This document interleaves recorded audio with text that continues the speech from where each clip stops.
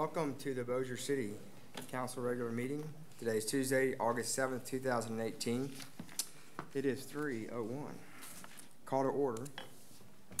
Our invitation will be by Councilman Jeffrey Darby and our Pledge of Allegiance by Councilman Don Williams. May we pray. Father, thank you for this day that you've given us. We thank you, Lord God, for rest on last night. We thank you for those who are here. We pray for them. We pray for their loved ones. We pray for those who may be sick among us. We ask that you would give them recovery, healing. Lord, we pray for this city, this country, this state. We ask that you would bless those in leadership and teach us, Lord God, to be servants. In the name of Christ, I pray. Amen. Amen. Please face the flag, repeat the pledge. I pledge allegiance to the flag of the United States of America and to the republic for which it stands, one nation, under God, indivisible, with liberty and justice for all.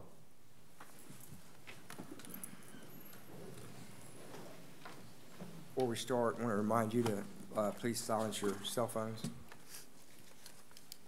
Roll call. Mr. Montgomery? Here. Mr. Larkin out. Mr. Irwin? Here. Mr. Darby? Here. Mr. Williams? Here. Mr. Free? Here. Mr. Harvey? Here. It's in line based on what I have. I knew My that. districts. I knew that. No, we didn't. All right, approve the minutes of the July 17th, 2018 regular meeting. Dispense with the reading. So Need a motion. moved. Second. All in favor? Please vote.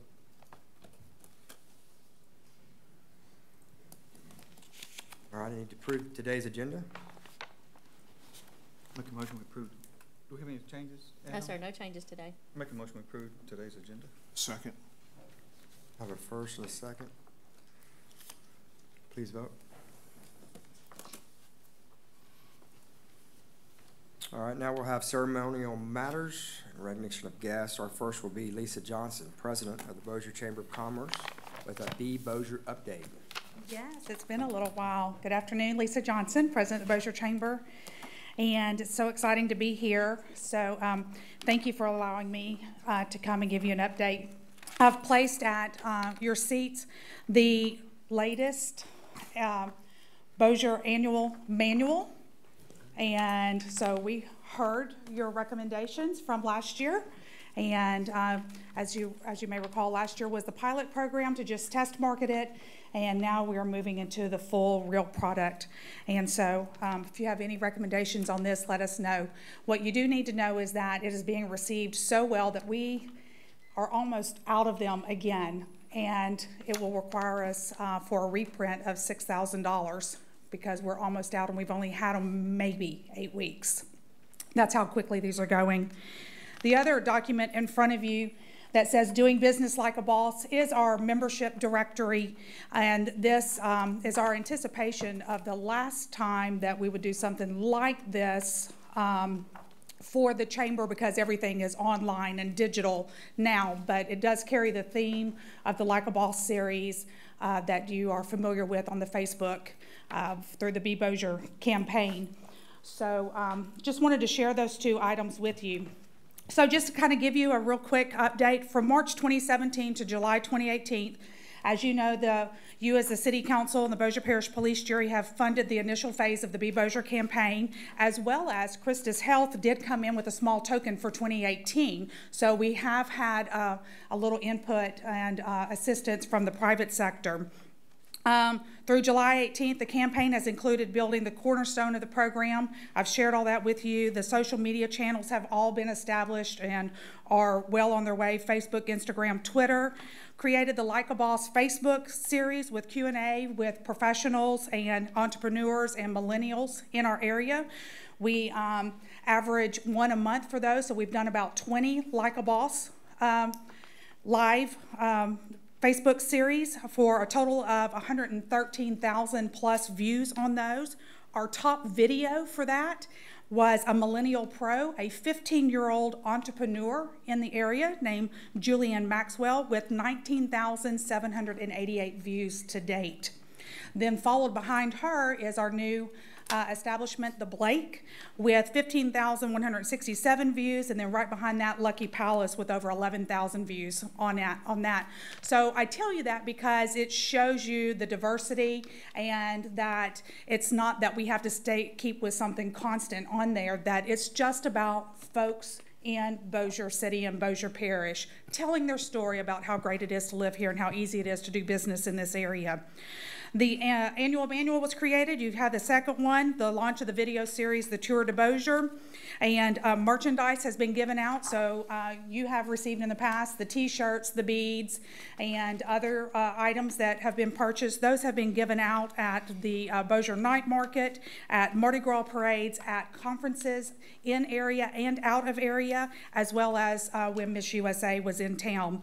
The relocation guide and business cards have all been created and established. The People of Bossier campaign is fully established and is now a full tour in our Bossier Parish Library System for the People of Bossier campaign, which shows what diversity we have in this community. And then billboard coverage, courtesy of the Bossier Chamber and Lamar. Bossier calendar from Mike McSwain. And then working on a Bossier photo repository. So the results have been the likes, the Instagram followers, the Twitter followers, the partnerships with the libraries, the blog reach, and some of these items here you might find kind of interesting. We have heard from folks in East Texas, specifically in Atlanta, Texas, has seen our Be Bossier campaign. We received this last week a phone call from the University of Arkansas in Hope that wants to advertise in your annual manual. So out of area folks are interested in advertising in that. And just as a reminder, the annual manual is not produced with any of the tax dollars that you underwrite the campaign with. It is solely supported by advertising only, just as a reminder for that. Some testimonials that we have gotten, one from Fat Tuesdays. Y'all boosted us up big time with the chicken salad write-up. Your work was noticed by many and appreciated. And then on the history of Halton, all of those history stories have been a huge hit. Halton, Benton, and so forth and so on. Learned a lot of history about my hometown of Halton from this article. So what's next? What is next? Things that we're not currently doing that we're interested in doing that would require some funding is out-of-area marketing, a new video series, Why I Love Bossier.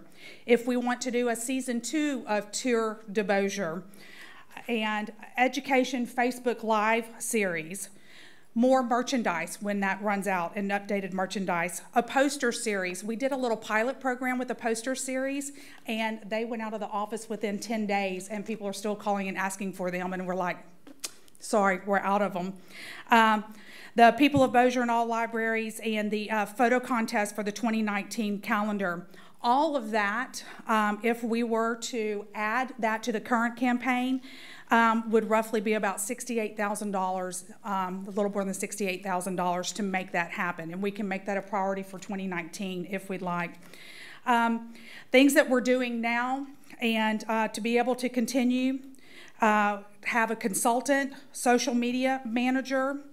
These are paid programs and positions that we have to make this campaign happen. Consultant, social media manager, the blog editorial calendar manager, blog contributors, photographer for events, advertising promotion boost, artwork design, web hosting, and keyword tool program, which is on Google. All of that runs us about $59,000 a year to make all that happen. So if we continue with what we're doing and don't do anything new, that's about an average cost right there for that. The in-kind contributions that we're aware of is what the Chamber is doing and what Lamar is doing to assist through our billboard that the Chamber has, contract that we have with Lamar, and in-kind billboards. And that's about $12,000 a year with those two that are in-kind that the Chamber is putting back and Lamar is assisting with as well. We hired this year a consultant to do SEO on the back end of the website. We've talked about, Scott has asked in the past, you know, whenever I Google, I'm not seeing you, and it takes time to get that, and you have to do keywords on the background.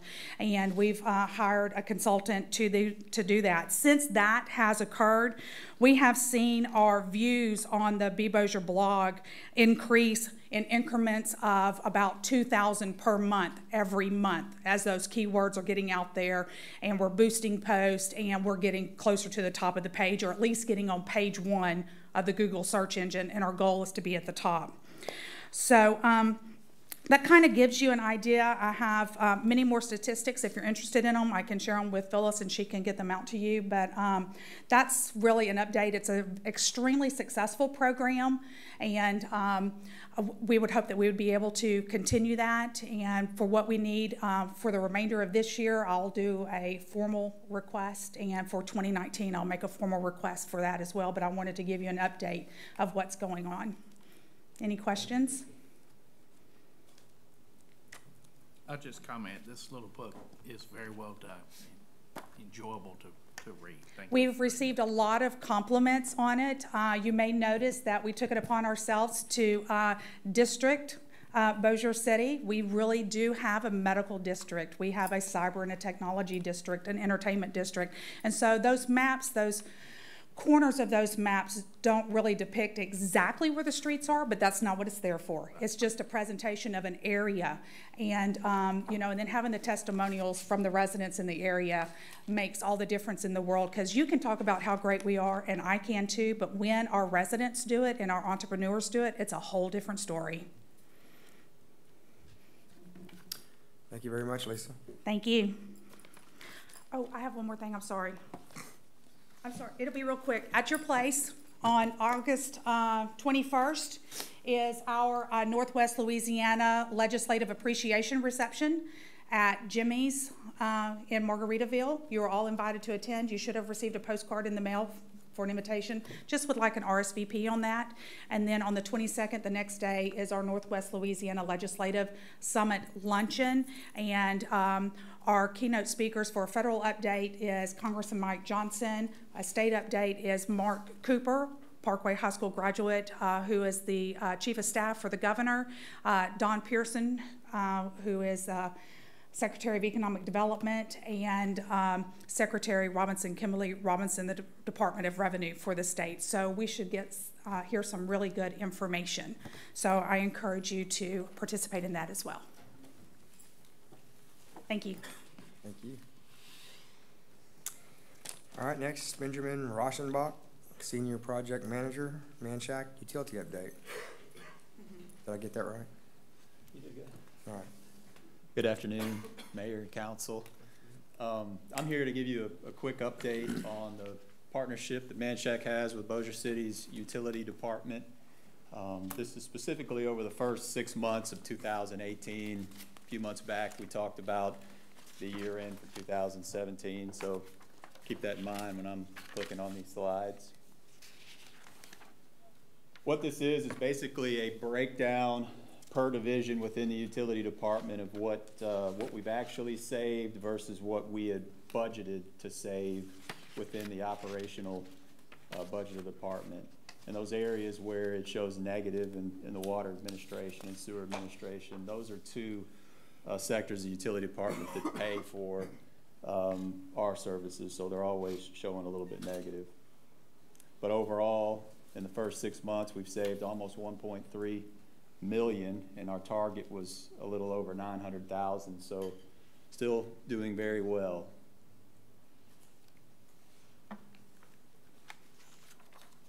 Just kind of summarize that. That's about a monthly average of over $200,000 in savings. That's almost 400,000 more just in the first 6 months than we had projected for the year of 2018. So a little over $60,000 extra a month that we're saving in operational expenses. And Ben, you're using 2016 as your baseline? That's correct, 2016. I use that because that's when we started managing the utility department, so that's my baseline. Something else that we try to track are emergency repair work costs. Those have actually been declining. I'd like to say that's because of all of our foresight, but you know, some of that just happens to be, you know, luck, good weather, whatever it may be. When we first started in 2016, there were multiple, you know, some 7-figure emergencies that we were encountering at that time, and we've been fortunate. We have not had any of that over the last 12 months. So we're looking at a total savings there of about $160,000 in emergency repair work. Cost avoidance, these are projects that we do internally that historically would have been done outside of the department, and we try to figure those conservatively. You guys have seen some of the numbers we get on these emergency bids, so we're looking at somewhere in the neighborhood of about $250,000 over the last 6 months of various projects that we've taken care of internally. So if you add all that up, just in the first 6 months in 2018, you're looking at about $1.7 million. And since we started back in 2016, we're at almost $6 million in cumulative savings for the utility department. Some other things I'd just like to mention for gee whiz, we've completed the 2019 operating and capital budgets. We're currently working with the administration on the 5-year capital improvement plan for both water and wastewater infrastructure. All of that will be complete by the 21st of this month. Just to give you some idea, we've completed over 105 water and sewer main repairs. The water treatment plant has specifically completed 28 capital improvement projects totaling $550,000, and that was part of that 2018 capital improvement plan. Lift Station Division is working currently on implementing 10 new rehab projects. You guys have seen some of these throughout the city. We continue to try to push these projects out to keep the lift stations in good working order. And you're aware of the Environmental Division, their new grease trap ordinance. We're working on the enforcement of that. And the Water Treatment Division continues to complete over 400 work orders monthly to ensure treatment efficiencies. And we've also, we renewed and established a set contract for the public-private partnership that's set in stone for the next 3 years. So that's really it. Any questions? Well done. Thank you, Mayor. Well, and I think the employees deserve Absolutely. compliments for their participation in this process as well, Mayor. They've done, I mean, it's half of what they used to have, and they're taking care of a lot of the maintenance and a lot of the emergency repairs themselves, and again, running it like a business, and it couldn't be better. We just appreciate it, and I think the citizens of Bossier City are happy that we're ahead of the curve and we don't have to raise rates. Yes, sir. Thank you. And we thank you, Mr. Montgomery, for being the leader and getting us headed down this path. Well, I'd encourage you. I think it takes the whole council. I appreciate the compliment, but it takes all of us up here. It's all teamwork. Thank you, though. Thank you. Thank you, Ben. All right, unfinished business. But before we do that, Mr. President, I think we may have some young students in the audience. Maybe recognize them. I believe we have maybe 1 or 2. 2. Do you ladies like to stand and introduce yourself and what school you represent? I think S'more came in as well. There's 3 total. There's a whole bunch. And young man, I'm sorry, I can see you there, hiding in the corner. Okay, I'm Allie Eves. I go to Airline High School. Okay. I'm Hannah Mook, and I go to Houghton High School. I'm Lindsay Hudson, and I go to Parkway. I'm Aiden Weinberg, and I go to Houghton High. Thank you very much. Welcome to our city council meeting. Glad you guys could attend today. Thank you. Hope you learned something. You ready now? You good? Great. Yes.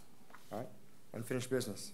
Adopt an ordinance appropriating $300,000 from the 2018 EMS Capital and Contingency Fund to purchase bomb X-ray technology, explosive containment devices, and lighter drone technology. Final reading. So moved. Second. A first and a second. Do we have any comments from the audience today on this subject? Any additional comments from the council? Please cast your vote. Adopt an ordinance levying a tax of 23.36 mils on all taxable property within the limits of the city of Bossier City, Louisiana for the year 2018 and providing the manner of assessment and collection thereof. Final reading. So moved. Second. We have a first and a second. Any comments from the audience on this matter? Additional comments from the council? Please cast your vote. Adopt an ordinance to appropriate funds to cover replacement of alarm systems for 9 lift stations for a total of $20,000 to come from the Sewer Capital and Contingency Fund. Final reading. So moved. Second. We have a first and a second. Any comments from the audience? Additional comments from the council? Questions? Please cast your vote. Adopt an ordinance to enlarge the limits and boundaries of the city of Bossier City by annexing 29.14 acres more or less located in section 15, township 18 north, range 13 west, Bossier City, Bossier Parish, Louisiana. It's the JSP Industrial Park Unit Number 1. Final reading. So moved. Second. We have a first and a second. Additional comments or questions from the audience? Council, any questions? Please cast your vote.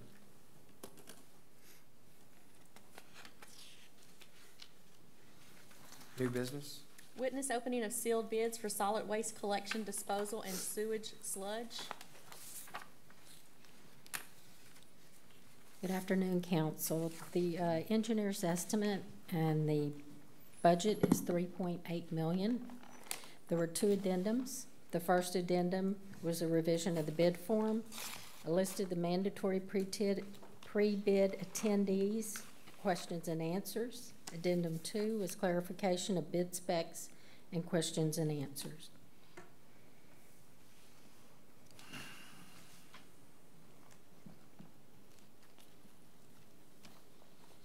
The first bid is from BFI Waste Services, LLC, doing business as Applied Waste Services of Shreveport / Republican Services of Shreveport.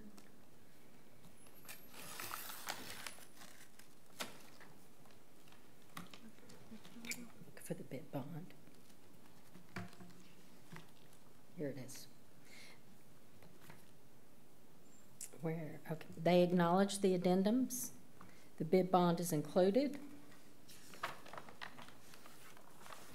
The bid is for $4,790,839.95.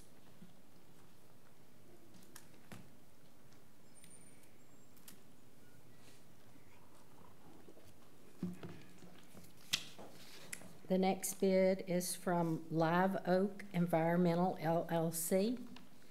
They acknowledge the addendums. The bid bond is included. It's for $4,149,535.20.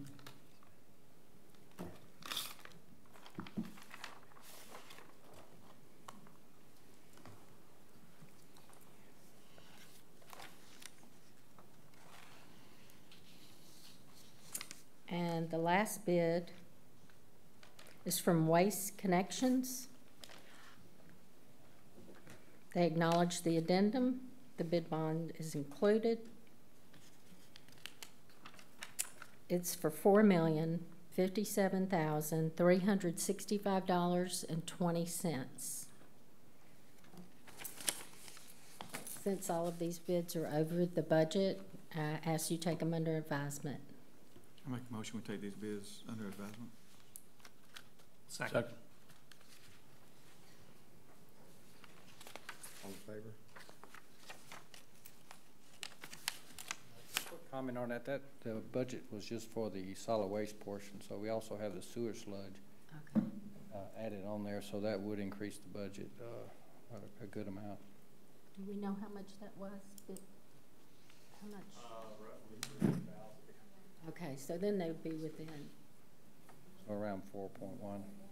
4.1. So we're good? Yes, sir. So we don't need to take them under advisement? Just ask that you approve the reading of the bids. So moved. Second. Want to get that right the first time. We have a first and a second. Any additional questions from the council? But I just have a question. Is this this is trash collection? Yes, sir. Plus sludge Is our removal current for the, provider bidding? pardon me? Yes. The current, Yeah, is that the Republic- first Republican. one? Pete? Republican is it. So That's that their first name. one was the? Yes. Okay. I just, Also to note, it has 2:30 a.m. It should be p.m. yeah. On your Opening sheet? date. It- It the says opening opening date date, and the 2:30 time. a.m. Yeah. I'm sure it doesn't make a difference, but just for the record. On the bid tabulation form. That's an internal form. I was here, where was y'all at?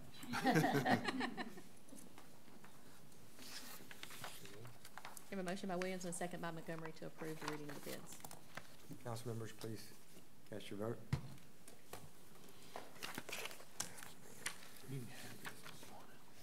Witness opening of sealed bids for reservoir security fence project.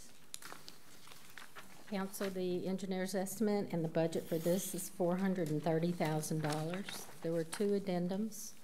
The first addendum revised the bid form, made changes to the specs and drawings, did question and answer, and posted the non-mandatory pre-bid meeting attendees. The second addendum revised the bid form and answered questions. Okay, the first bid is from 2R Construction LLC. They acknowledge the addendums. The bid bond is included. It's for $487,067.02.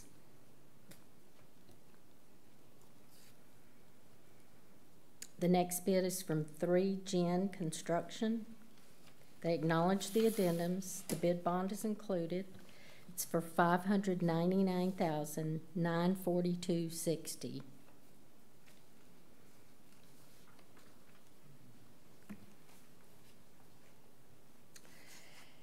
The next bid is from Delta Specialty Contractors, LLC.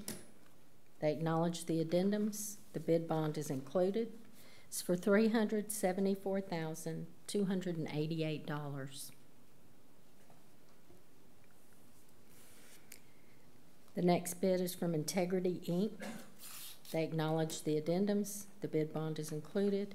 It's for $504,516.40. The next bid is from Nichols Landscape Company, Inc. They acknowledge the addendums. The bid bond is included. It's for $400,133.60.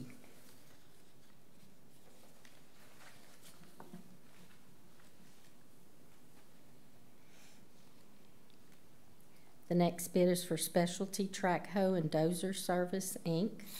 They acknowledge the addendums. The bid bond is included for $382,385. The next bid is from Testament Construction Service, LLC. They acknowledge the addendums. The bid bond is included. It's for $337,750.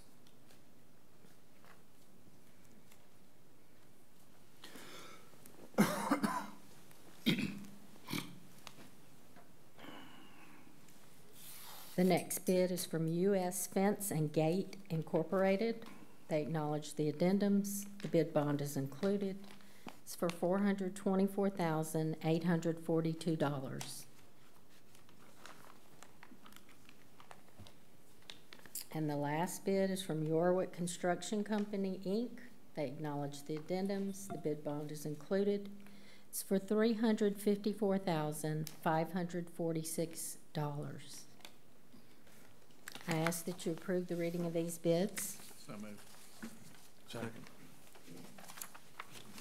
We have a first and a second. Any additional questions? Please cast your vote.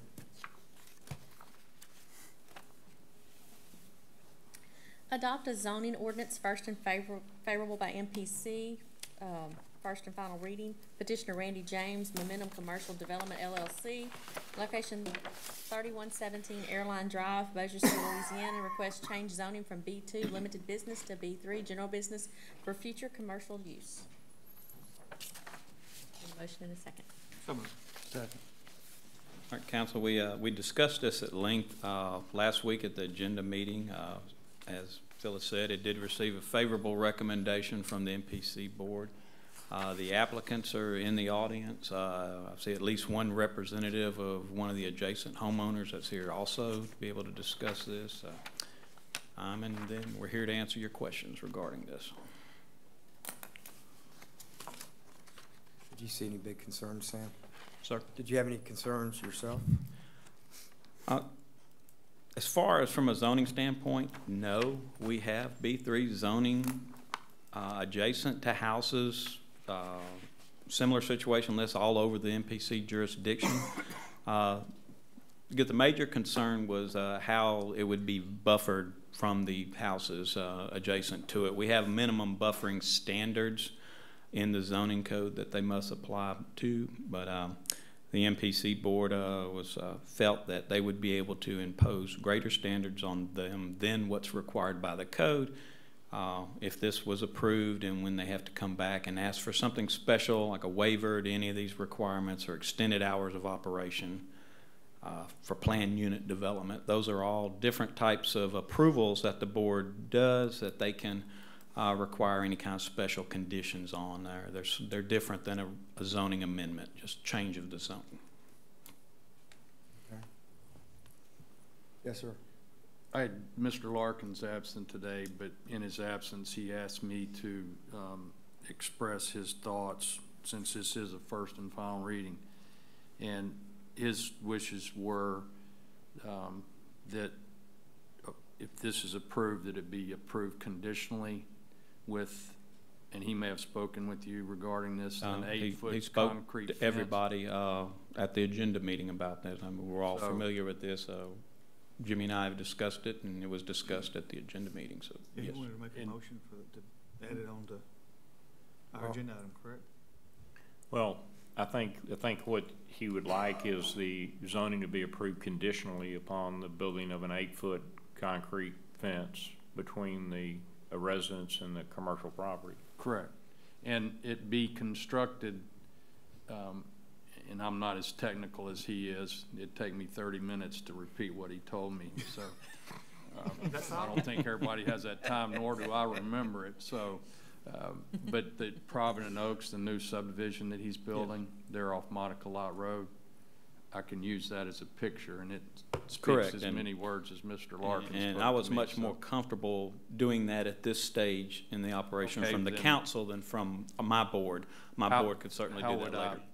Well, I think we ought to hear. I mean, I'll hear everything, but at the end of the day, if the majority of the council agrees, I would make the motion that it be approved conditionally upon the concrete fence. Correct. Identical to that at Provident Oaks. Correct. For lack of a better description, correct? Correct. All right. Sam, do you know the height of that fence at Providence Oaks? Not off the top of my head, no, sir. I think what Mr. Harvey brought up at the agenda meeting, that we be sure that the height of any kind of screening fence would be based on the height of the finished floor elevation of whatever's constructed on there, not a swale in the rear, so that it would protect the homes better. So you need to include that in your... Yeah. Yep. All right. Anyone from the audience like to speak? Can I ask this, Mr. President, before Sam leaves? Is there a difference between a fence and a wall? To me, a fence is chain link, wood, some type of product that's designed for like a residential fence or something. A wall is a masonry, some type of masonry product, solid, opaque, completely opaque. So we should not amend this to use the term fence. It should be a wall, right? Yes, sir. Okay. Yeah, I thought so. I just wanted to be sure because it was spoken as a fence. Yeah, a couple of times. let me bring something. I'm Matthew Delaney. Yes, sir. State your name and your address. Matthew Delaney, 1410 Hahn Avenue, Shreveport, Louisiana. Yes, sir. Thank you. We have fences that we put up that are 8, 10, 12 feet, that are made out of a composite that you can make it to where it looks like either rock or a fence. You can do it in removable sections.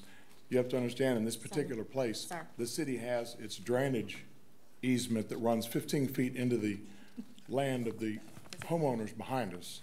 So if you have to come dig up in the back, your backhoe has to come through their backyard and dig up that back 15 feet.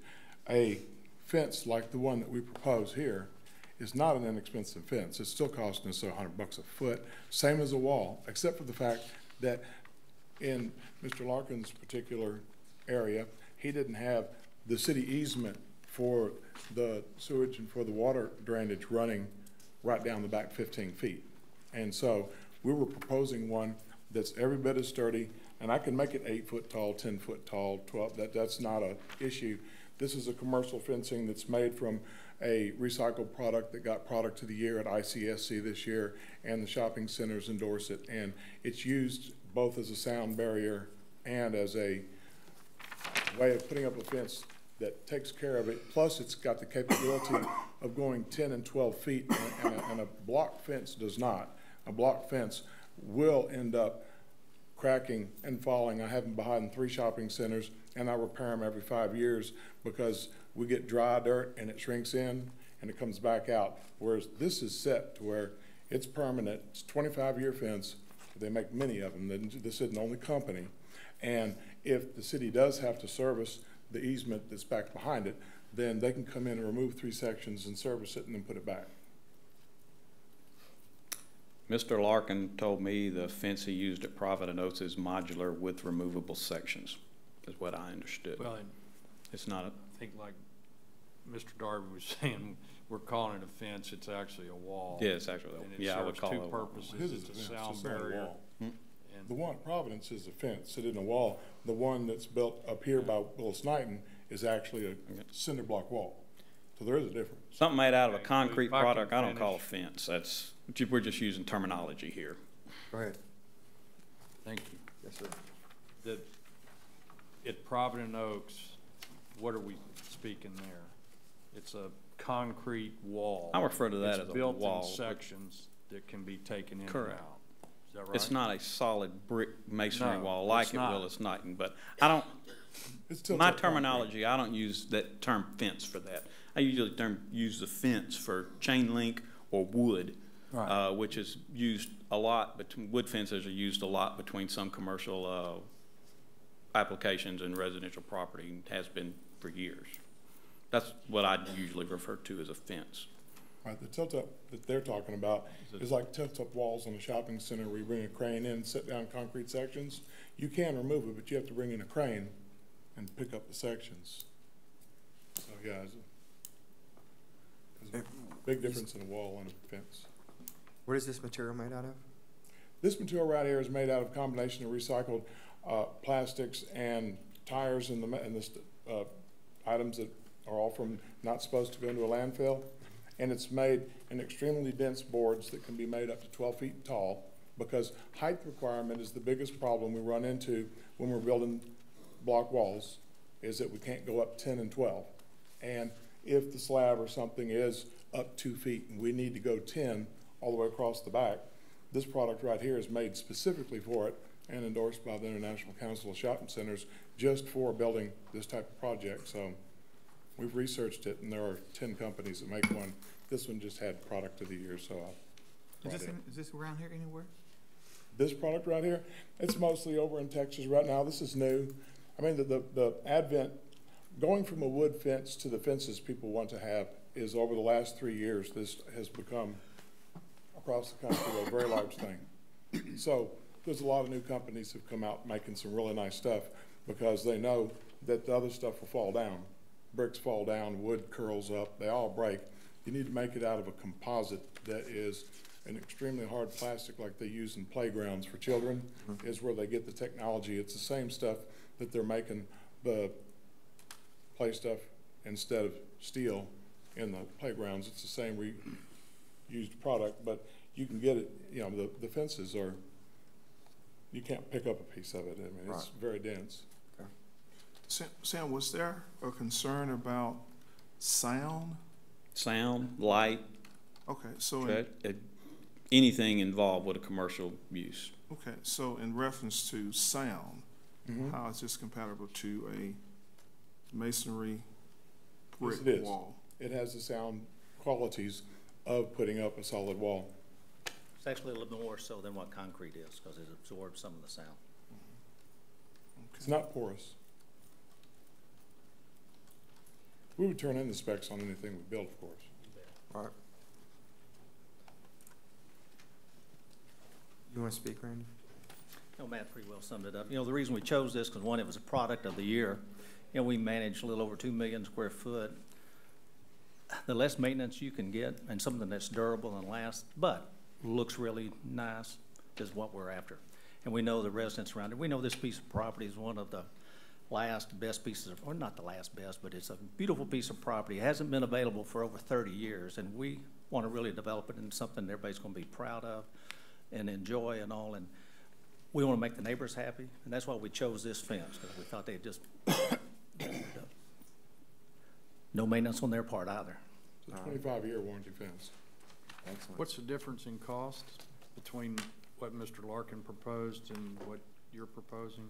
Haven't priced that out, you know, How much does that cost a foot? close to $100 a foot. $100 a foot. A regular fence is $19. And 150, Probably $150 for concrete. and out in front of Provident Oaks, about 150 a linear foot. There's 1,400 feet of footage on this site to be screened.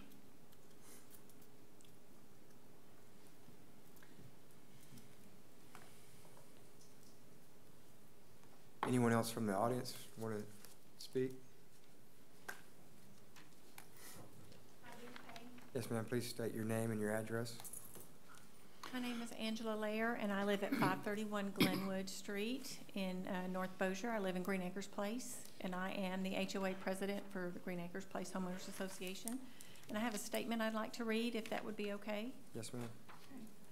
Bossier City is a prospering city, and the growth continues to trend north on Airline Drive towards Benton, and it's inevitable that our residential property will soon be surrounded by commercial property.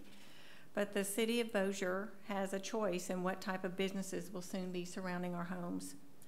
People in this area currently associate Bossier City with strip malls and chain restaurants. Empty strip malls have become a blight on our city.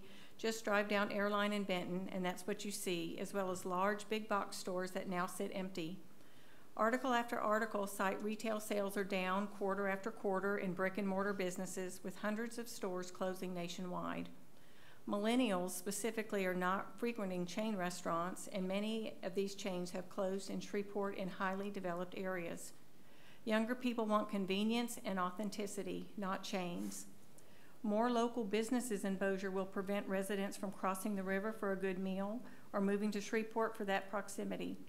So what will become of the new developments in our area when the growth trend continues north to Benton? And what businesses will go into these spaces after the initial businesses move north? Why are we only thinking 5 to 10 years down the road? Why not long-term planning for our city? The tract is located in an area that is already congested during rush hours and on weekends without any businesses currently on the property. Putting any business in that tract will have an impact on traffic and nearby neighborhoods. And additionally, we are concerned the tract is not large enough for 4 businesses and the parking and drive-through lanes that will be necessary to support them. Green Acres Place is not a gated community. Parking will inevitably run over onto South Hardwick, and that's a residential street that parallels Airline Drive. Our covenants indicate there is no street parking in our neighborhood, so how are we to enforce that with commercial spillover parking? Increased traffic flows will continue to push cut-through traffic onto Green Acres Boulevard, traffic that we already see today, and traffic that is typically over the 25-mile-an-hour speed limit. We hold neighborhood events, sports practices, and children play with their neighbors along the green spaces on the boulevard. And we highly recommend a traffic analysis be done for the tract as soon as possible to determine the best course of action to keep traffic on Airline from becoming further congested as this tract is developed. What studies have been done and what data has been pulled to show that these type of developments do not negatively impact the property values for homes directly next to restaurants? Surely this type of rezoning will negatively affect property values and the quality of life for the bordering homes. The Green Acres Place Homeowners Association is officially opposed to the change in zoning classification for the tract of land in question from B2 limited business to B3 as proposed in its current form. We are not anti-business, and we look forward to having some new restaurants that are not currently in the area. We commend the developers for thinking outside the box and what businesses they are approaching. We hope there can be an end solution that pleases all parties, but a full rezone to B3 is not appropriate for the tract. We ask the Bossier City Council to please consider how the proposed rezoning will affect the current residents of Green Acres Place, how the proposed rezoning will affect any future businesses that enter the building structures, and what the ramifications on our neighborhood might be in years to come. Many of our residents have lived in Green Acres Place for more than 30 years, and we hope that the Bossier City Council will keep Bossier City's long-term residents the priority versus businesses that are not local to our city when considering this issue. Thank you. Yes, ma'am. Ms. Laird, may I ask how many members you have in your HOA? We have 847 residents. And the percentage that were in opposition? I don't have that data with me. It's difficult to get all 847. So we did some things on Facebook and Nextdoor, and I do have a document of people who have opposed this. I just don't have it with me at this time. Thanks. Okay.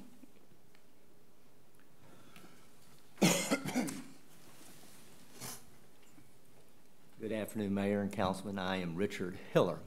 I am here on behalf of Brian and Shauna Kramer, and they are the individuals that probably have the most exposure to what is about to happen, because they're right up against this development at 34 Fairmont Circle.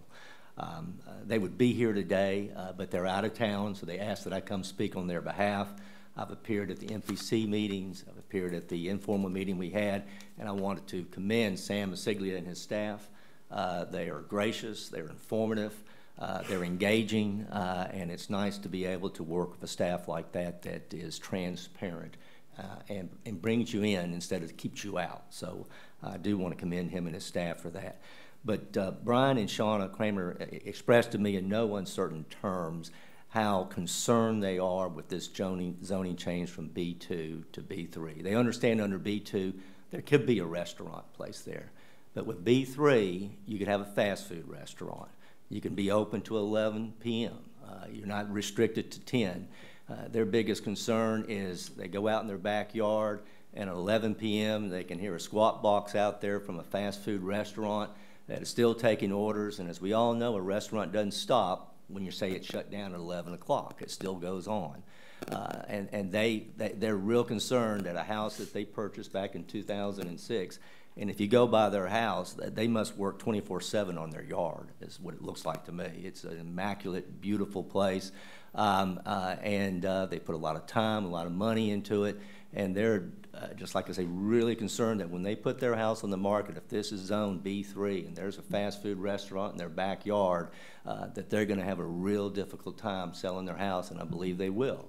I commend Councilman Montgomery and I guess Councilman Larkin for a great idea on this buffer about the fence. That's the first I had heard of that. I think that's a great idea, and Councilman Harvey is right about making sure you put it at a level when you know what your flood elevation is going to be, because and that will make sure that instead of having a 4-foot fence based on where you have an actual 8 or 10-foot fence. And that is a great first step in addressing the concerns I know that the Kramers have. But they are against the zoning change, and if we had a so-called fallback position, I think the suggestion that Councilman Montgomery had is a great first step. But the real concern is you've got a restaurant that could be very close to a lot of backyards here. It's a tight 4 acres. You know this probably better than me, but when you look at that, that's a tight 4 acres to put in a proposed 4 restaurant development. And that just seems to me a different type of animal when you're trying to put that into a very nice neighborhood there at Green Acres. And the Kramers would like to see that this council reverse the decision of the MPC and not approve this zoning amendment. Thank you.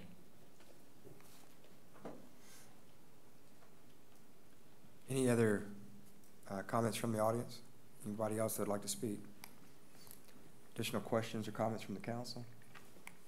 Mr. President, I'm sorry, did you? Go ahead, Todd. I have spoken to quite a few members of the neighborhood. I have attended all the MPC meetings and the informal meeting we had upstairs. One of the, or many of the concerns have been addressed, but with restaurants, you're going to bring a lot of noise, and the fence is a big issue. You're going to bring lighting that is going to detract from these individuals' backyards, the enjoyment that they get from their property sitting in their backyards. You're going to get odors from the trash cans. You're going to get rats. You're going to get cats. There are a lot of things that that these residents are concerned about. I appreciate what Ms. Lair presented as an overall picture, but I think that the concerns about how many businesses we have and the type of businesses, and that's for who's coming in there to decide whether they want to put a business there and reap the benefits. But I was more interested in what she had to say as far as the residents and their concerns. So I think they're valid concerns. It's over and over what has been voiced to me. I have actually only spoken to one individual that was within 2 streets of this development that was in favor of it. So I have talked to somebody in the Green Acres Place subdivision that was in favor of it, but everybody else I spoke to was against it. To those concerns, Sam, if I understood the previous gentleman that was speaking, there can be a restaurant there, right? Yes, right so now. So there'd be lights. There can be regular, what we call high turnover restaurants, not fast food, where they don't have a lot of drive-throughs. But you still have lighting and dumpsters and yes, but things that are associated with restaurants, right? As part of any building permit application approval from our office, there's in the new UDC that was adopted in 2004, there's lighting protection for lighting against when it's up against residential. Any kind of building permit would have to provide a photoelectric plan that shows how many lumens, but how much bleed over of the light is. It can only be a certain amount registered at the property line. They have to stay under that if it's up against residential properties. That's regardless of whatever the property zone, B3, B2, B1. They have to abide by that. There's a certain height to the lights. They have to shine straight down away from the residents. There's protections in there for all commercial uses when they're up against adjacent houses.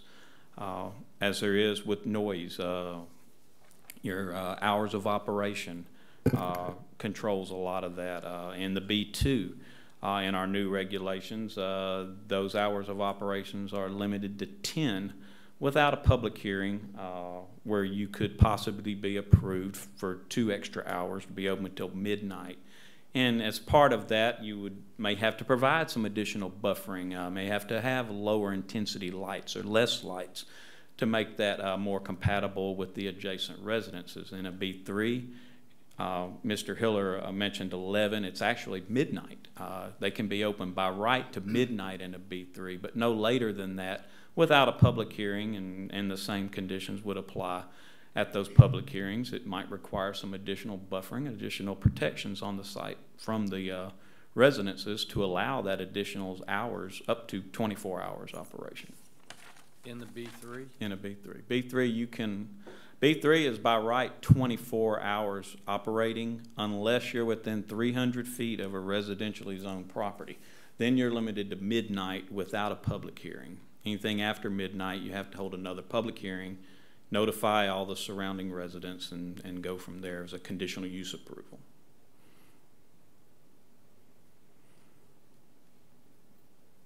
So what was, I mean, I wasn't at the meeting. I mean, how do you address their issues that they brought up? The residents? Yeah, I mean, because now it's this actually wall is midnight this now, wall, it's not- fence, whatever we want to call this structure, goes a long way to protecting them from the sound, the lights, everything involved with the commercial business in front of it. There are commercial businesses in front of subdivisions exactly like this all over the NPC jurisdiction, North Bossier, South Bossier.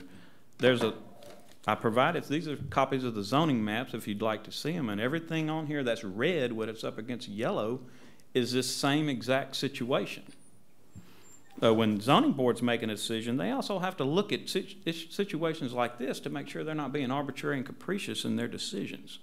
So something has to be really unique with a site for them to recommend not approving this when there's so many protection standards in the code already regarding lighting, sound,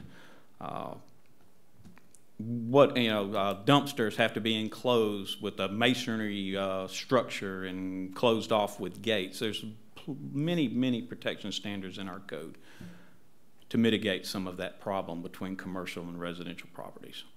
And how high could this fence be? As high as it needs to be. 6 foot is the minimum. It can be as high as it needs to be. So if I have to make the decision, I go with 6 foot. If it's part of a conditional use approval with the zoning boards or whoever as a condition, it can be as high as you feel it needs to be. Such as what Mr. Harvey said, it needs to be, what would we say, 8 feet above the finished floor. How high would that be? The finished floor elevation has to be determined at time of building permitting for the site. It depends on, you have to be 1 or 2 feet above base flood elevation, so you have to determine your base flood elevation. We don't have that information available? It's on maps in Mark's office in the engineering department, but I don't have that map memorized to know exactly what it is. But that's where you begin with your base flood elevation. Then you build your slab higher than that. That would be your finished floor. That's the height that your fence would need to start at. Yes. So I guess what I'm trying to say is there's something that the gentleman that proposed the recycled product fence could be built high enough where it would mitigate all of the concerns that in the addition homeowners association and Mr. Harvey had, with the lighting, the sound, the smell. Right. In addition to that, there's also a green belt buffer in between the properties. That helps with that also. And also landscaping, trees in particular, has to be planted in there. Minimum height of 12 feet for the trees, 10 to 12 feet. And as those trees grow, they help mitigate it even further when they grow up above the height of the fence. Or most of the time they're above the height of the fence when it's planted anyway. So it's not just a fence or a wall. It's a green belt minimum of 25 feet. They have enough room on this site to probably do more than that, and that would have been reviewed as part of a planned unit development or any type of request for extended hours of operation and such. That green belt could be as much as 40 feet instead of 25 feet between the commercial structures and the residential property line. But 25 feet is the minimum if we're just reviewing something as part of a building permitting permit in the zoning office without having to go to the board for some type of approval. So it's more than just a fence or a wall. Right. That's being put back between the two differing land uses. Multiple solutions to mitigate those various issues of concern. That's correct. Is it mandatory under B3 that you have to give to midnight, or is that something you can reduce? No, that's back by to right. Midnight's by right. So you can't bring that back? No, you can't say no less than that. Just like it's by right 24-hour operation for an industrial zoning classification. Right. You know, industrial, that's a 24-hour round-the-clock operations while you provide that right to them as a permitted use. In these other areas that you mentioned throughout the city are operating at midnight, whatever that zoning. Some of the fast food restaurants operate till 2. I'm not aware. There's very few 24-hour operations that I'm aware of that are next to houses. Typically the Waffle Houses and places like that are open 24 hours are not near a house. But that would never happen here because we would have to approve that. That's correct. You'd have to have a public hearing, notify, same people we notified for the zoning amendment change that they were requesting additional hours of operation past midnight.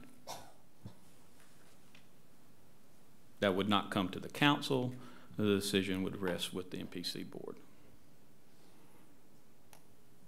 And I guess, Mr. Hall, at the end of the day, I mean,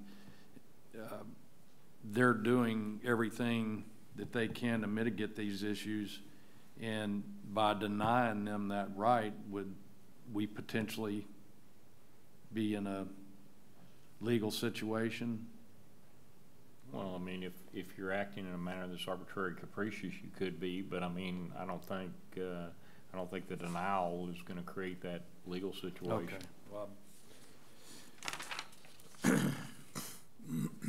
Sam, yeah, you do? Yeah. Okay. Was there any discussion by the MPC on the traffic issue?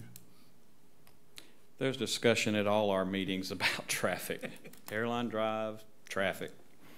So what was the consensus on that? I don't, you know, the city's doing whatever it can to try to relieve that with all these secondary relief roads, but you're gonna have traffic. We're a growing community.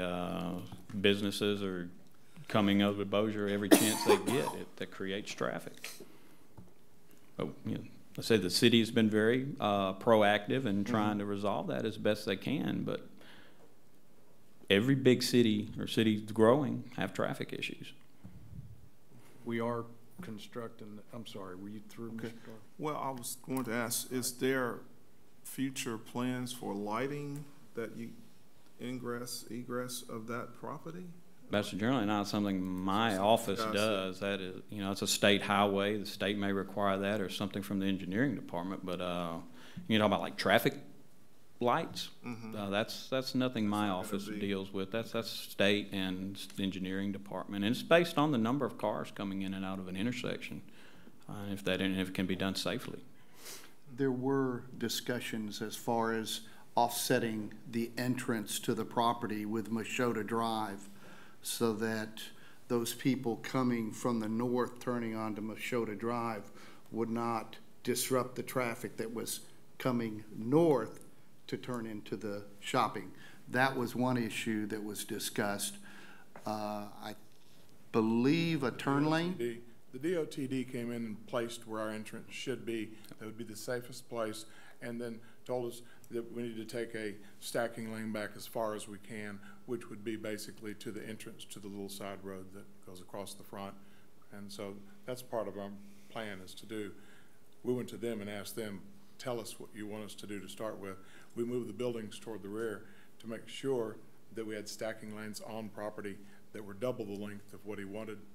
And I believe that the MPC would agree that we had it overparked by 50%. So they want us to be able to hold cars so that they can't cause a problem, and we need to have at least 3 lines that are stacking lanes on our property, as well as the one out on Airline that we built to do.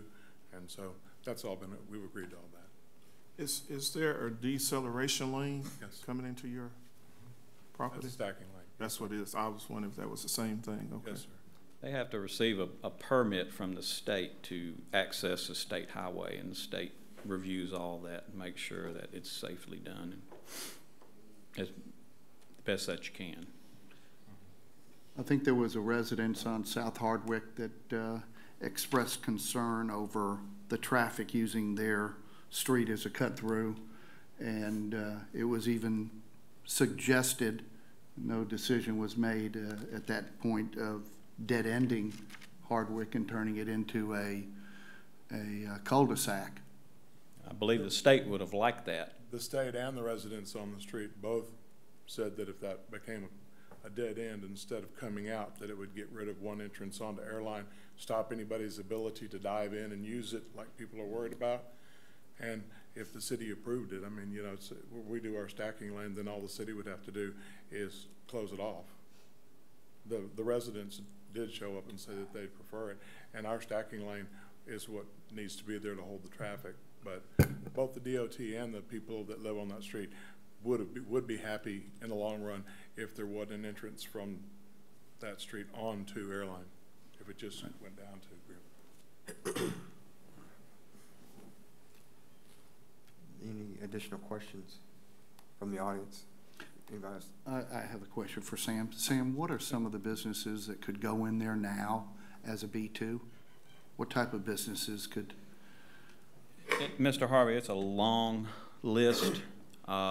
It's easier to name things that couldn't go in there in a B2, fast food restaurants, full-blown hospitals,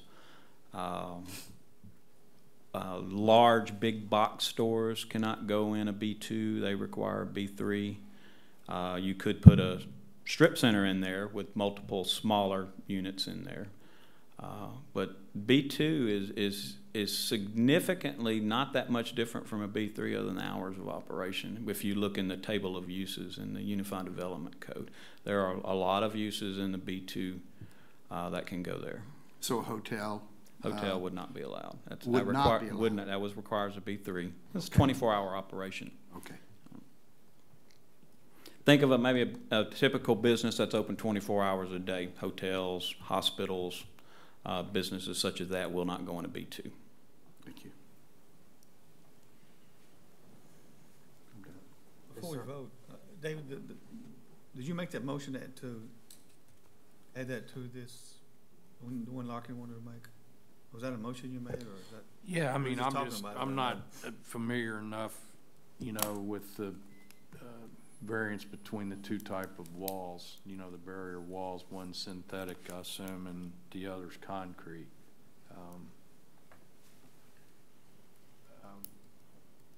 We also, this is something new, he talked about the closing of South Hardwick, is that right? Is that the street? Yes. Yes. You know, is that South something Hardwick else Drive that we put in the motion, and would that be sufficient, you know, to make it compatible with the neighborhood? Well, I think if things start happening, they could come back to us then, or to the MPC, we could do it, or no. Would y'all do that, or would we do that? That would have to be done by the engineering department in this body. So closing a street like that. That could be in the future if things like that did happen, cut-throughs and. If that does happen now, it would just increase. Can we ask our engineer what his, I mean, I mean, if we're gonna vote on it, I'd like to get it all done at one time, you know, and that way we minimize the problems in the future, and both the businesses can go forward and the residents of Green Acres Place can go forward and live compatibly, so. I've never contemplated constructing a cul-de-sac there. I'm not sure if the geometry would be there. You know, it's got to be big enough for vehicles to turn around. It's an easy problem to get you an answer on, but I'm just not that familiar with it right now. And I would think we would want the residents to maybe sign the street closure document that I typically bring to you guys, just to make sure that, sure enough, they all really do want the street closed. I think that's wise, because I only heard of one. I mean, I only heard one resident speak of in favor of closing that street. Whether they're all in favor, I don't know. So what would we do to gather the information Mr. Hudson's requesting? Would we continue this? Is that the next course of action? Or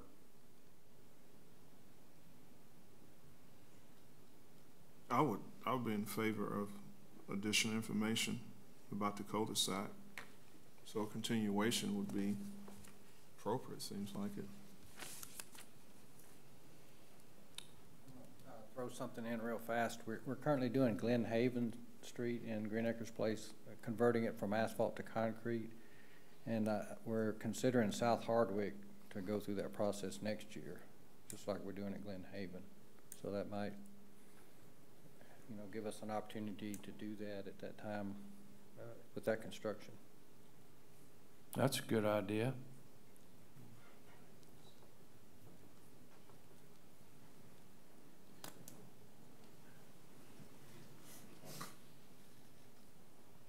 Back up again, Matt Delaney. You know, we did discuss everything with the people at the townhouses on the left-hand side, and they want to have 10 additional parking places added on, and they want the fence to match their fence, which is the brick with the iron in between going down, is what they had requested me to bring them drawings. And so I believe that the people on the right side, the people on the left side, and the people on the back do have a little bit of a difference of an opinion of how the fence should go. This gentleman right here would have to approve anything that goes through, and I'll bring in artist drawings of everything to have him approved per tenant. But since we don't know who's going to put a building in, you might spec a fence that's going to be a mistake. And I'd like to have the ability for the MPC to look at it and say, we need 12 feet here, but we're fine with 6 feet here, and go do it. And we don't have a problem with whether it costs us 50 or 150 foot to put up. What we want to do is build a nice development that the townhouses like on this side, the people with the houses in the back have the least interference possible, and the people who buy the property to build their business, which I've said to the MPC, but I didn't get to tell y'all, you know, we're dealing with, just as an example, Darden, a lot of big companies who just ask, do you have the zoning? No, I don't have the zoning. Go apply for the zoning. We'll see you in 2019. They're all expanding over in Texas. I'm trying to get them to come to this city. This is a sales tool that ties my hands up so bad. On B2, I can do a lot, and I could figure out how to get almost anything done. But on B3, I have to hand him an approved deal with the fences, with the sounding, with everything, as per the tenant that's going there. Whoever buys the building, if I turn around and I put in a Houston's restaurant, then all of this is a moot point, because their whole requirement's totally different from everything we just talked about. So if we're going to move forward on something like this, you know, the B3 zoning is just a sales tool for me and for Randy. The two of us can go to national events and talk to people, and people are just used to, do you have B3? Yeah. But I can't do anything without bringing in pins dropped in the ground, plans to get anything to start with. I mean, I got to have an engineer's drawing that costs at least 100 grand, setting slabs and everything, to hand to this man to show him where it's going to be, for him to say, then your fence is going to have to be. And that's what it's going to have to be, because it's going to have to be above the elevation of the slab of the building. And we totally understand that. I've been a developer all my life, since '82. All I've done is build in the city of Shreveport. Doesn't matter if it's Olive Garden or the first Super Lowe's or the first Super Walmart, I built them. And we build a lot. And so all we want to do is just get our sales tool, and then make sure that as we move forward, we work with the DOT to make sure our entrance is exactly what they want, because they know better than us. And if he's got a budget where he's going to go work on South Warwick next year anyhow, then that works into it perfect. We can tie that means we could get an extra 2 cars into our stacking lane. We'd actually like it. So, you know, we work real well with that. And on the fencing, you know, we're volunteering to do what is required to get a building permit for the tenant we sell the land to. So we won't get to say, no, we don't want to, because he won't grant the permit. I mean, with B3, I'm giving the city permission to tell me you can only have a permit if. And B2, I don't.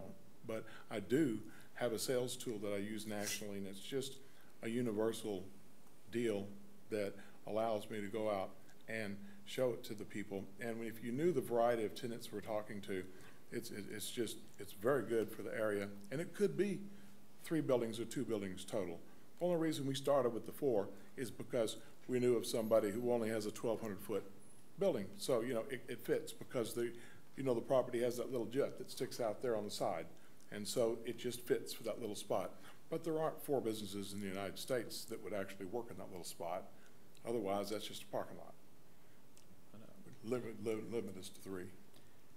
I need some specifics and guidance. All right, I'll amend my motion that, we'll require the fence, the synthetic fence, that way he can vary the height and so forth.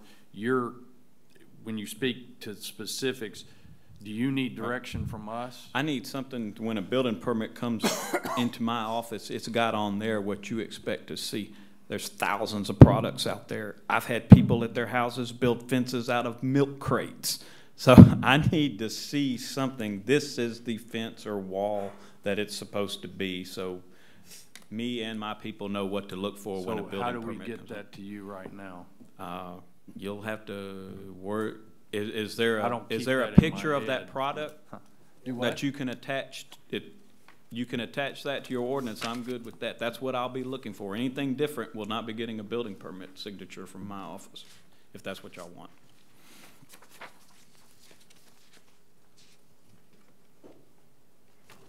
So, Can Mr. we McGowan, attach a particular? what's that? I'm sorry. Can we attach a particular brand fence or something to our ordinance? Well, it's an example of the type of fence that's there. I mean, it's not like we're bidding that type of deal. The problem, I think, is that after extensive discussions with Mr. Larkin last week, I don't think he's going to be happy with this fence. I think that for no other reason, we talked about amending the code to say if it abutted a residential line, it had to be a concrete fence, not Trex, not plastic, not recycled materials. It had to be that. And the reason I know a little bit about it, we dealt with Walmart on the same exact fence. And actually the fence that he was talking about then was the one in Esplanade in Shreveport. It's concrete, it's $150 a foot. I'm not advocating that's the deal. All I'm telling you is that and it may be that he's just not here, and that's the situation, but I don't think he's gonna be satisfied with that particular fence. But All right, well, I'll change back to the concrete wall, and use Provident Oaks. Is that sufficient as far as description? I'm gonna do that. That's something at least I can go out and look at and know what to expect when it comes Y'all will through. determine the height, so to ensure that these residents are not, it's minimized as far as lights, sound, smells, the whole bit. That's all normal protection standards in our code. Court and in your control, correct? Sir? That's all in your control. Right, that's part of our review of a building permit and if it exceeds what's allowed by the code, it becomes a zoning violation. We deal with it as a violation at that point. So I'm gonna use the concrete fence that I originally proposed that Mr. Larkin requested. And also that as part of this approval process that our city engineer and Mr. Nethery, Public Utilities Director, proceed forward in an analysis of making a cul-de-sac and closing that access so that people don't use that as a cut-through. And and we're talking 8 feet above finished floor, or did we say 10? What You need to determine that after you. Well, I mean, I can't sit here, I don't know how high it needs to be. If the light poles are 8 feet or 10 feet, you know, where's that light gonna shine Light down? poles I are don't want usually these 25 people to be feet at tall, midnight or 11 o'clock at night with lights coming through their bedroom window. I mean, I agree with that. You know, so we need to do what we can to protect those individuals that are, you know, the most sensitive to the operations of the restaurant or business that's going on. Well, some of this might occur when they come back with an actual plan to Right, us but I to mean, do what something. we're doing Yeah, right. is entrusting you to make sure that we do everything we can as a city to minimize the effects of the operations of this business on those neighbors that are adjacent to this commercial property. And when we have a definite plan of where these things city, then we can go from there. But I just want to be clear about this fence, wall. Yeah, I've got whatever it. we want to Thank call you, it. Mr. Hall, for the If clarification. it's a certain type, I need to know. We're back to the concrete wall at Provident Oaks. That's all I know. Concrete fence. Concrete fence. Concrete fence. Okay, whatever, fence. Y'all must not remember when that racket club was there, but Yeah. I do. Y'all lived around the corner for 19 years, also had a townhome there for about 10 years and all that. And the townhome people that, you know, we've talked to, they're all extremely happy now. No, we're gonna add some extra parking for them and all that. But the lighting, for example, the end user is gonna have to meet a lot of requirements and all that once this B3 goes through. We'd be better off probably stay B2, but like Matthew said, we need that B3 to be able to attract some of the tenants that we're really trying to get on this piece of property. We realize how valuable this property is. We want to do it right, trust me. But the lighting and all today is so much different from what it was just a few short years ago, and that will be taken care of.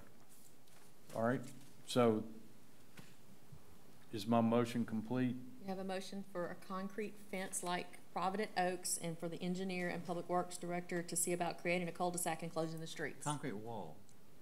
There's two different things being said. They say it's fence now. I don't know what they're talking about. Whatever they have at Provident Oaks, let's just leave it at that, all right? Whatever that structure is. I approve thousands of fences are usually wood or chain link. A concrete so divider. We'll call it Pam whatever says it is. concrete That's divider. fine. Whatever's at Provident Oaks. And I'll second that. Now, Mr. Hall, this is amending the ordinance, the zoning ordinance, correct? Correct. And so we need to vote on the amendment, and then we need to vote on the zoning ordinance as amended. That's correct. Okay. And before we vote, can I ask Mr. Harvey, regarding the rest of that, do you think you have more in favor of the closure of the cul-de-sac? I only heard of one resident, and I couldn't tell you what part of Hardwick she lived on, whether it was closer to Green Acres Boulevard or closer to the Airline Drive exit. I don't know where she lived now.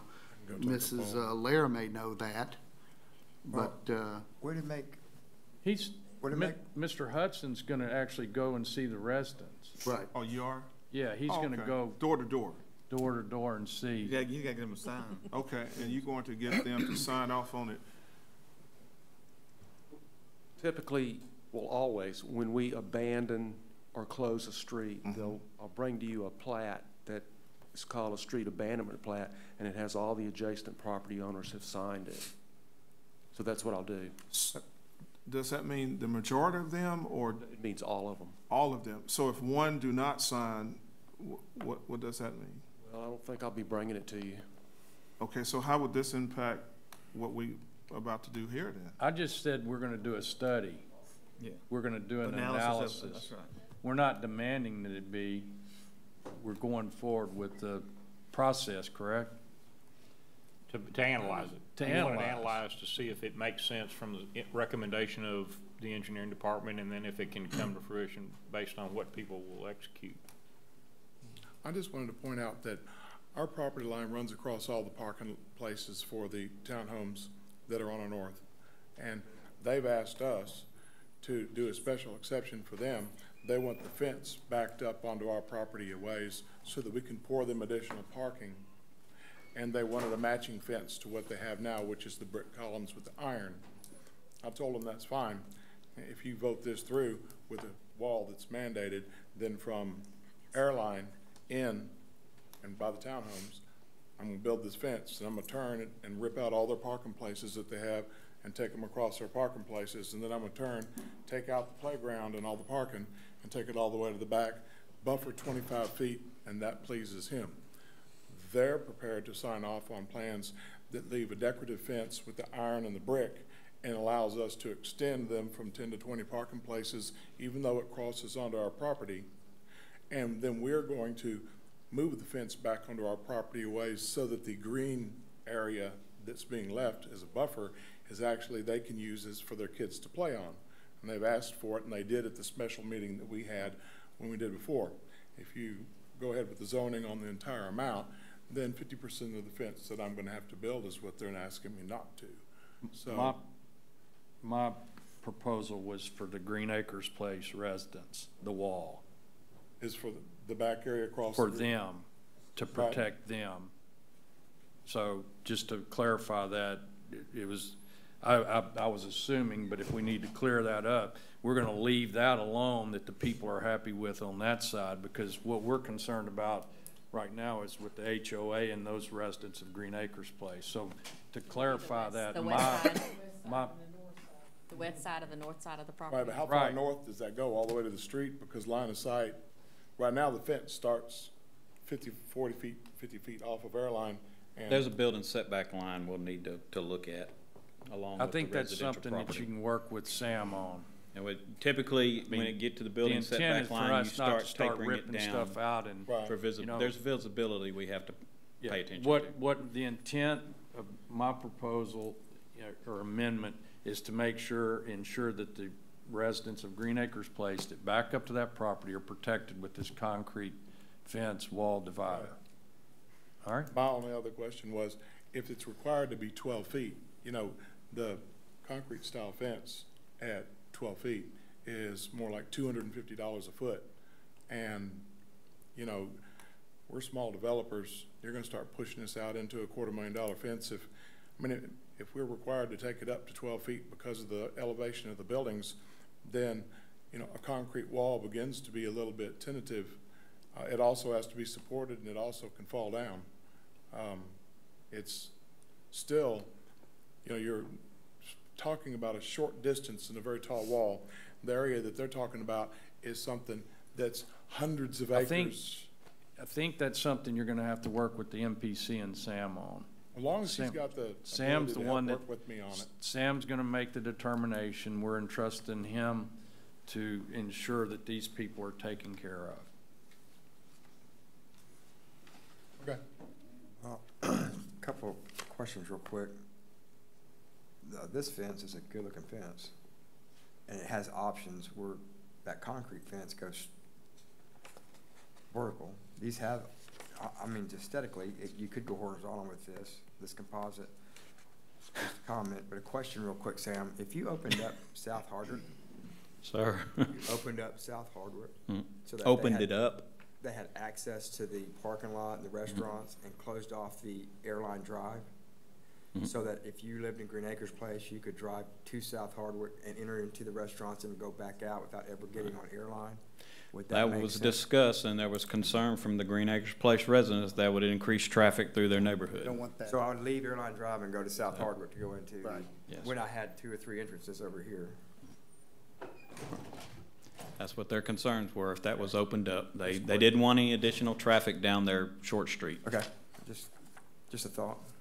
Are we ready? Yeah, don't and like Jeff, you don't like my weren't here Milk for the Crate fence agenda or what? meeting, but No, that and that's a discussion true was story. concrete fence could be a Part of my 50 or neighborhood, too. 75-year fence.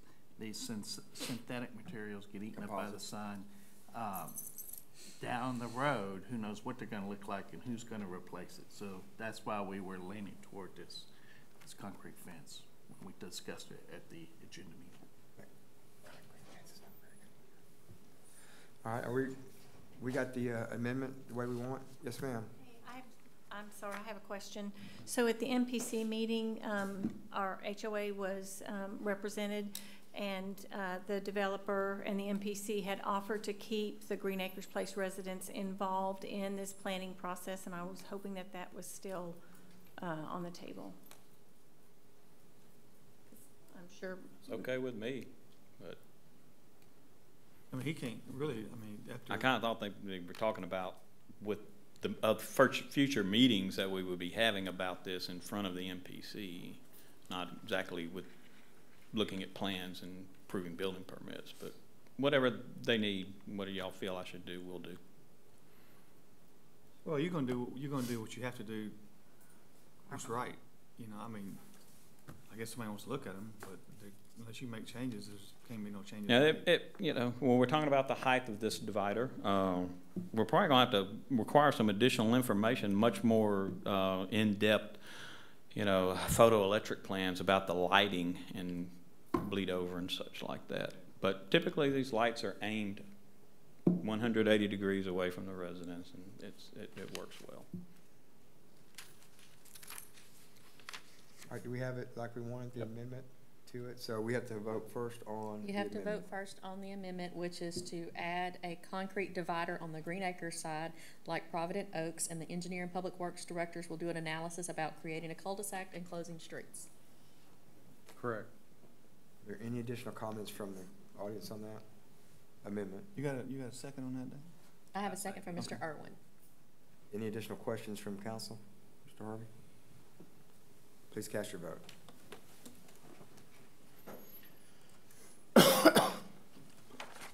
And so now the motion would need to be to approve the ordinance as amended. So moved. Second. First and a second.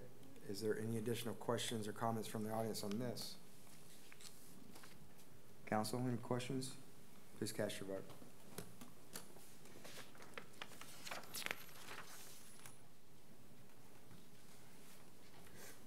Sam, will you get me a copy of an amended, the ordinance with the amendment to it, so I can get it signed?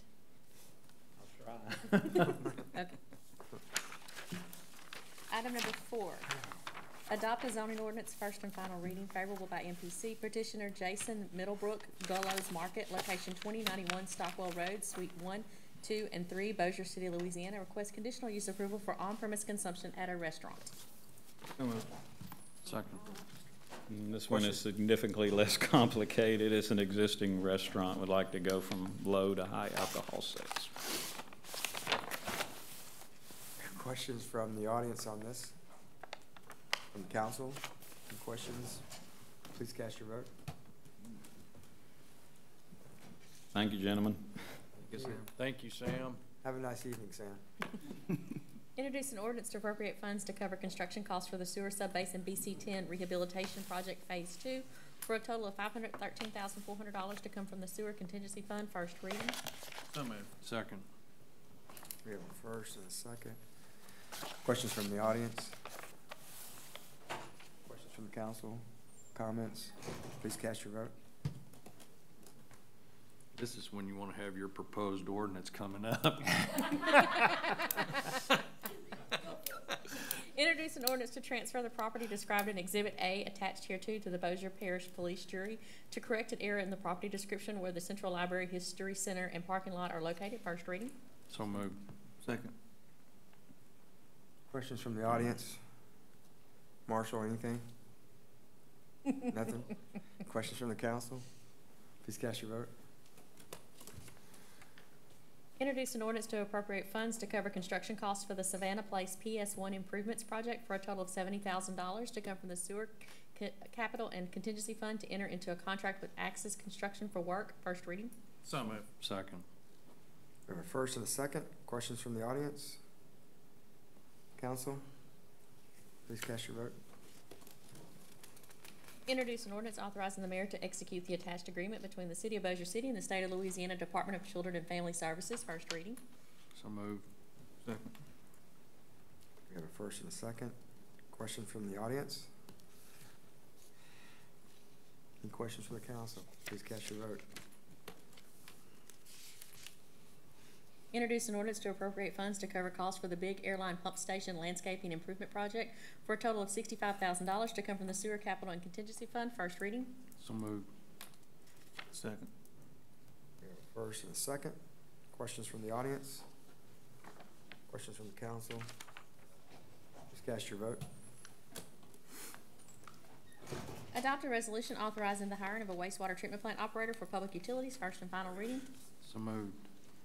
Second. We have a first and a second. Questions from the audience? Additional questions from the council? Please cast your vote. Adopt a resolution authorizing 3 promotions from within and to backfill an accounts clerk 3 position due to retirement in the sales tax department, all within the existing budget. First and final reading. So moved. Second. We have a first and a second. Any comments from the audience? Questions from the council? Council, please cast your vote. Approve report of final change order number 2 for the sewer subbasin manhole rehabilitation project for an increase of $3,485. Total cost of contract with increase $316,690.05. So moved. Second. We have a first and a second. Questions from the audience? Any questions from the council? Seeing none, please cast your vote. Approve report of final change order for Ballpark Drive and additional parking and increase of $12,100. Total cost of contract with change order $700,744. So moved. Second. Second. We have a first and a second. Questions from the audience? Additional questions from the council? Comments? Please cast your vote. Mr. Free? Thank you. Yes, ma'am. Approve report of change order number 1 for the East Texas Gravity Sewer Main Project for an increase of $101,745.16. Total cost of contract with increase, it cut off. $2. I'll go ahead and pay for that. $3,900,000. No, that's $2,434,745.16. There, that amount. Why do I have that? The 3.9 was wrong. Oh. It's $2,434,745.16. With increase. Gotcha. So moved. Second. A first and a second. Any questions from the audience? Questions from the council? Please cast your vote. Approve report of final change order for CenturyLink Center sign, an increase of $21,383.98. Total cost of contract with change order, $261,598.03. So moved. Second. We have a first and a second. Any comments from the audience? Comments from the council? Please cast your vote. We'll try that again, council.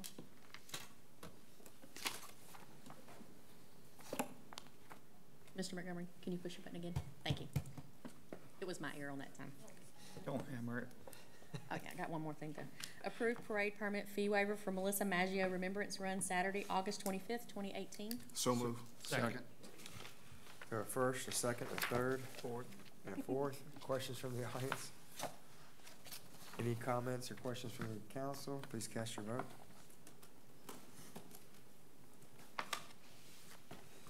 All right, do we have any announcements today? Sir. I'm sorry. Quick, I neglected to tell y'all that the legislative summit is being held at the CenturyLink Center to showcase all the renovations and upgrades that y'all have been doing lately. So we're very excited to be there. Outstanding. Additional announcements from the audience? We have one more announcement. We have We're another? gonna have a budget workshop on August the 21st, immediately following the council meeting. Is that a regular meeting? Yes, sir. All right, any others? Mayor, Oh, no, that's an agenda meeting. you ready to go? I am then. Fell asleep, I saw you. You're backed up. I did too. All right, hearing none, meeting adjourned. And like the first day of school.